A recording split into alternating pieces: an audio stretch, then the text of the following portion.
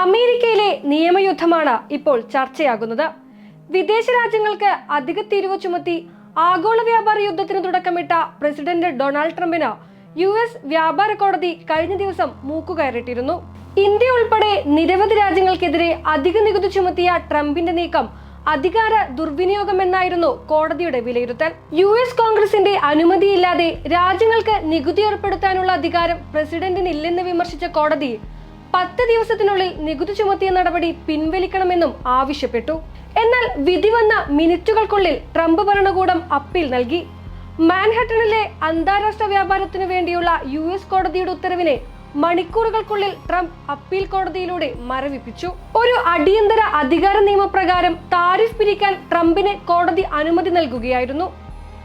അമേരിക്കയുടെ ഉയർന്ന നികുതി നിരക്കുകളിൽ ആശങ്കയുമായി കഴിയുന്ന രാജ്യങ്ങൾക്ക് ആശ്വസിക്കാൻ സമയമായിട്ടില്ല. ഇതു സംബന്ധിച്ച കേസുകൾ കോടതികളിൽ എത്രകാലം തുടരുമെന്നതിലും അനിശ്ചിതത്വമുണ്ട്. കഴിഞ്ഞ ഏപ്രിലിലാണ് ലോകമാകെ വ്യാപാര അനിശ്ചിതത്വം നിറച്ച ട്രംപിന്റെ നികുതി പ്രഖ്യാപനം വന്നത്. US-മായി വ്യാപാര മിച്ചമുള്ള രാജ്യങ്ങൾക്കെല്ലാം ട്രംപ് നികുതി ചുമത്തി. ചൈന ഇതിനെതിരെ പകരച്ചുങ്കം ഏർപ്പെടുത്തി തിരിച്ചടിച്ചു. പിന്നാലെ ഇരു രാജ്യങ്ങളും പരസ്പരം നികുതി വർദ്ധിപ്പിച്ച വ്യാപാര യുദ്ധത്തിന് തുടക്കമിട്ടു. ചില രാജ്യങ്ങൾക്കുമേൽ 50%-ലധികവും മറ്റ് രാജ്യങ്ങൾക്കുമേൽ 10% ഇറക്കുമതി തീരുവയായിരുന്നു ട്രംപ് പ്രഖ്യാപിച്ചത്. ഇന്ത്യ ഉൾപ്പെടെയുള്ള രാജ്യങ്ങൾക്ക് മേൽ ചുമത്തിയ അധിക നികുതി 90 ദിവസത്തേക്ക് നടപ്പാക്കില്ലെന്ന് ട്രംപ് അറിയിച്ചിരുന്നു. വ്യാപാര ചർച്ചകൾ തുടങ്ങിയ രാജ്യങ്ങൾക്കായിരുന്നു ഈ ഇളവ്. വിവിധ രാജ്യങ്ങൾക്കുമേൽ അധിക തീരുവ ചുമത്തിയതിലൂടെ ട്രംപ് അധികാര പരിധി മറികടന്നുവെന്നാണ് US ഫെഡറൽ കോടതി പറഞ്ഞത്.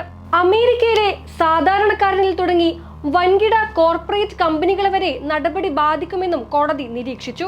താൻ ആഗ്രഹിക്കുന്ന ഏതെങ്കിലും താരിഫ് നിശ്ചയിക്കാൻ ഈ നിയമം പ്രസിഡന്റ് ഉപയോഗിക്കുന്നത് ഭരണഘടന വിരുദ്ധമാകുമെന്നും കോടതി നിരീക്ഷിച്ചു.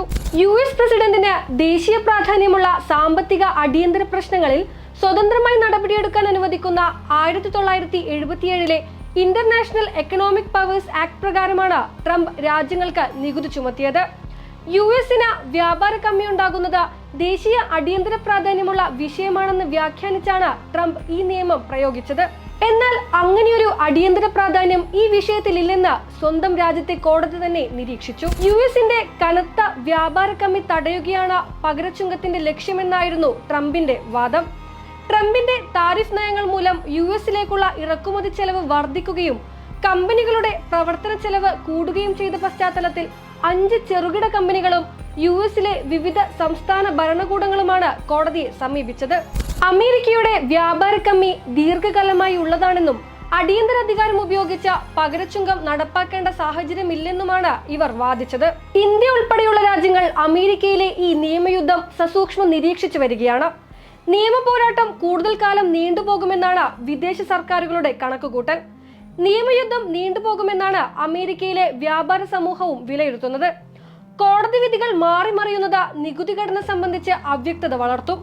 ഇത് ഇറക്കുമതിയെ പ്രതികൂലമായി ബാധിക്കാനാണ് സാധ്യത. കേസ് വീണ്ടും ജൂൺ 9-ന് പരിഗണിക്കുന്നുണ്ട്. അന്തിമ വിധി എന്താകുമെന്ന് ഉറ്റുനോക്കുകയാണ് ലോകരാജ്യങ്ങൾ. കേസ് ട്രംപ് തോറ്റാലും ചുങ്കം ഈടാക്കുന്നത് തുടരാൻ വേറെ മാർഗങ്ങൾ ആലോചനയിലുണ്ടെന്നാണ് ട്രംപ് ഭരണകൂട വക്താക്കൾ പറയുന്നത്.